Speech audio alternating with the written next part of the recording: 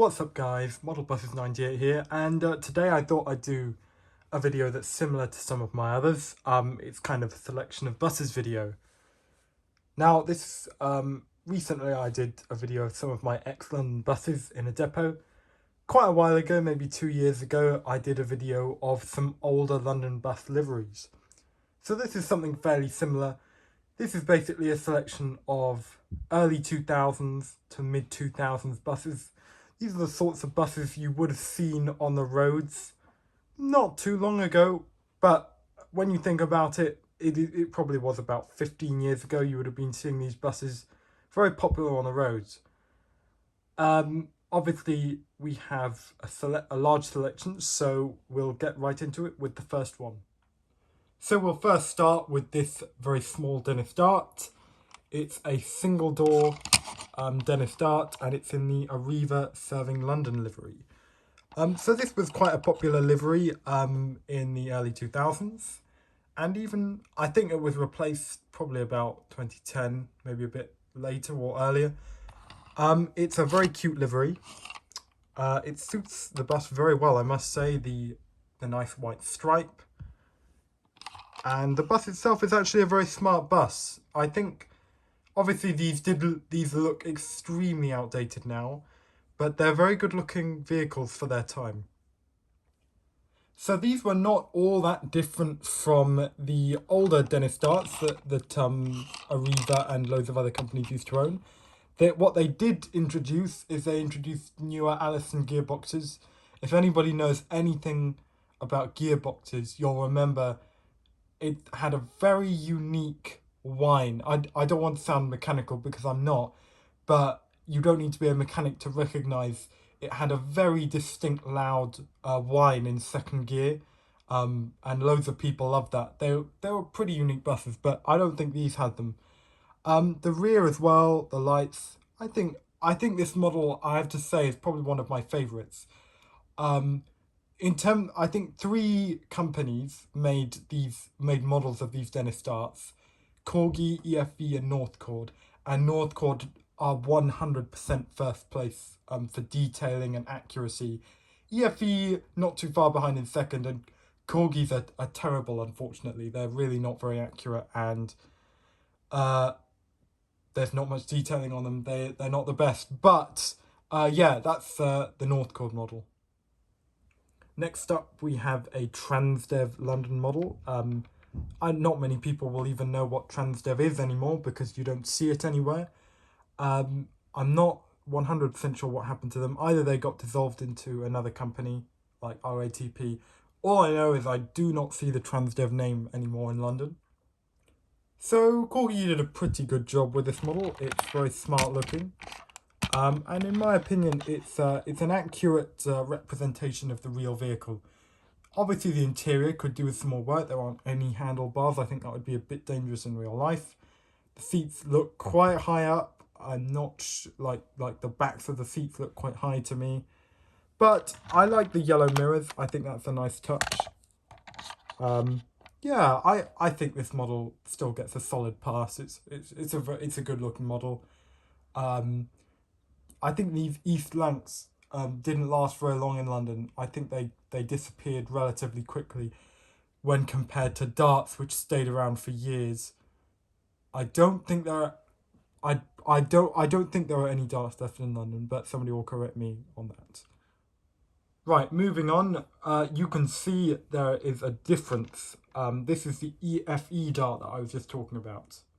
So looks-wise, this model isn't too bad. I mean, I think certainly from a distance you wouldn't mistake it. I think perhaps the areas where it pales most in comparison to the Northcord, the rear wheels are just very sunken in. And obviously, because it's not as expensive of a model, they haven't done individual light clusters. They've just painted them on. Whereas, as you can see, Northcord have actual light clusters made from plastic, so that's more accurate. And once again, no handlebars inside. The interior is very, very basic, but it's a good model in my opinion. I really like it. And EFE Northcord didn't actually do any long darts, so I'm pleased that EFE did improved versions of the Corgi long darts, because as I mentioned, they just weren't as realistic. And here is an identical version, just in the Metrobus livery. And this one is actually a good few years newer. I think the main difference in these would be that obviously they have the newer gearbox, it doesn't make that whine in second gear, and obviously they'd have a newer engine too. These Metrobus ones stayed around for quite a while. I'm pretty sure they were on the 181, I think till around 2018. So, yes, very interesting. They're nice vehicles actually. I think once again, they're still pretty good models. There are areas to improve, but they're nowhere near as bad as the Corgi ones, and I generally find them quite good looking models. All the same points that I mentioned about the earlier Arriva one, really. Now, most people are probably thinking, okay, this vehicle is far from the 2000s. But one thing you forget is that the learner driver vehicles that were used in the 2000s would have had to be from 1990s or late 1980s. So this is a learner driver. So this is one of the Leyland B20 DMSs. They did make DMSs in larger scales. And it's got quite significant trademark at the back, where it's just got they kind of look like massive exhausts pointing upwards. I have to say I'm quite keen on the look of this. I like the livery. Now, I'm not too sure, I actually don't know how long these were used as learners for. They might have been retired really early. As you know, the life of a London bus can be very random. So as I mentioned, you can have East Lancs buses that can be retired from London service, maybe even 6-7 years. So they're not even that old. And then you can have, I know that round at Camberwell, they had really old Plaxton Presidents from the 1990s till pretty much earlier this year.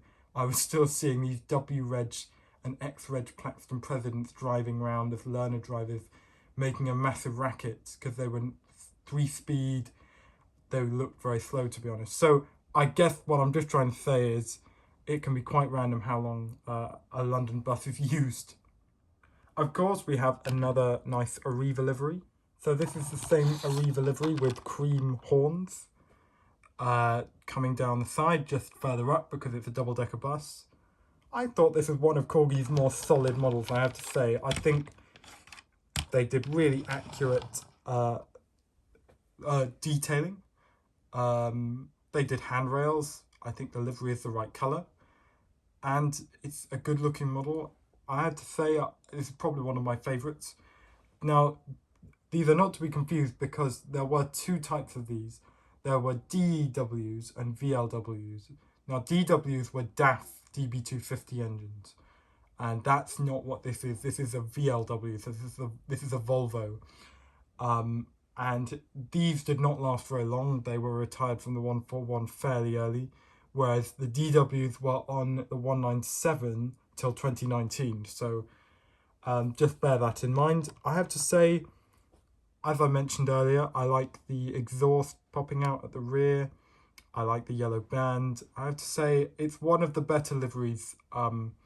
I like a lot of older London liveries, but the Arriva one is definitely one of my favourites.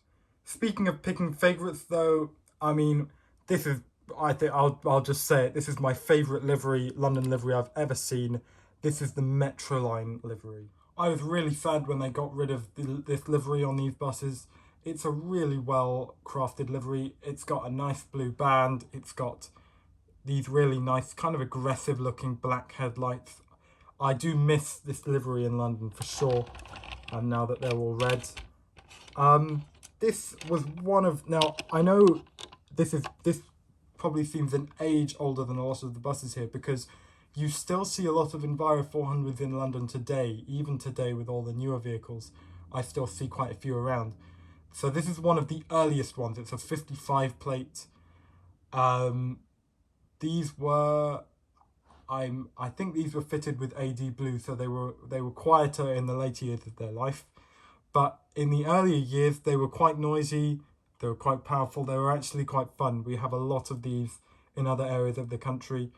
And the Enviro 400 did become one of the most successful buses pretty much in production. So I think they were pretty much. I mean, I've seen 65 plates Enviro 400s.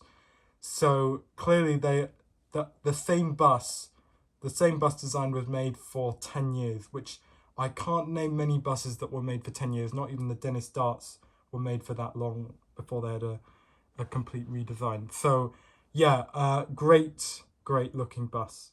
So now, seeing as the last two are a similar livery, I thought I'd combine them and just talk about both of them.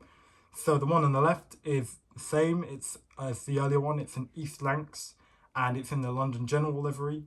And then we also have a Wright Eclipse Gemini, which is from a slightly later time, to be honest, and it's in the London Central livery. You won't see these liveries around for many years. That being said, there are one or two which have survived. I think there were some LX07s and Enviro 400s. I'm not sure if they were repainted in the end. Somebody will know. But anyway, I think these were good looking liveries too. I quite like the London Central one a bit more. But I like the London General one too.